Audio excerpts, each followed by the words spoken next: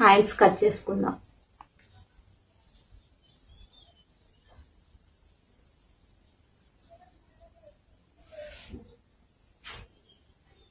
ఈ విధంగా ఫోల్డ్ చేసుకోండి.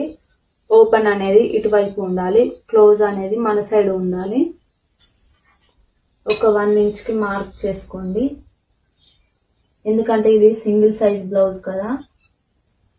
నేను 1 ఇంచ్కి ఎందుకు మార్క్ చేసుకోమంటున్నానంటే ఇది సింగిల్ బ్లౌజ్ కాబట్టి ఏమింగ్ ఉంటుంది, అందుకోసమని నేను 1 ఇంచ్కి మార్క్ చేసుకోమంటున్నాను. ఈ విధంగా ఏమింగ్ చేయడానికి, అందుకే నేను 1 ఇంచ్ మార్కింగ్ చేసుకోమన్నాను. ఇప్పుడు 1 ఇంచ్ మార్క్ చేసుకున్న తర్వాత హ్యాండ్ని ఈ విధంగా పెట్టుకొని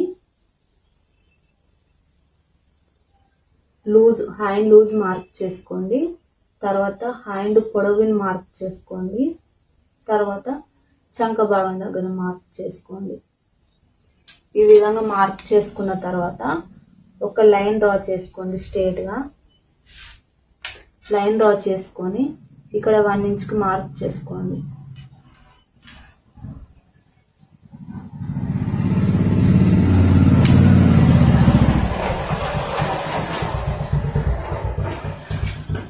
ఇక్కడ 1 ఇంచ్ మార్క్ చేసుకున్న తర్వాత ఈ విధంగా క్రాస్ లైన్ డ్రా చేసుకోండి. ఈ మార్కింగ్ వరకు, ఈ మార్కింగ్ దగ్గర నుండి హ్యాండ్ లూజ్ వరకు ఈ విధంగా లైన్ డ్రా చేసుకోండి.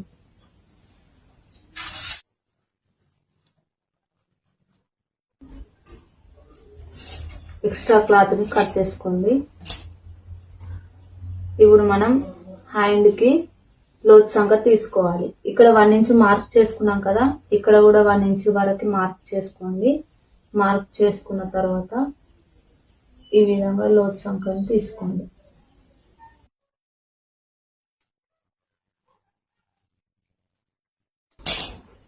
లోతు సంఖ్య తీసుకున్న సైడ్ మార్క్ చేసుకోండి. మనకు కుట్టేటప్పుడు గుర్తుంటుంది. హ్యాండ్స్ కంప్లీట్ అయిపోయాయి. కటింగ్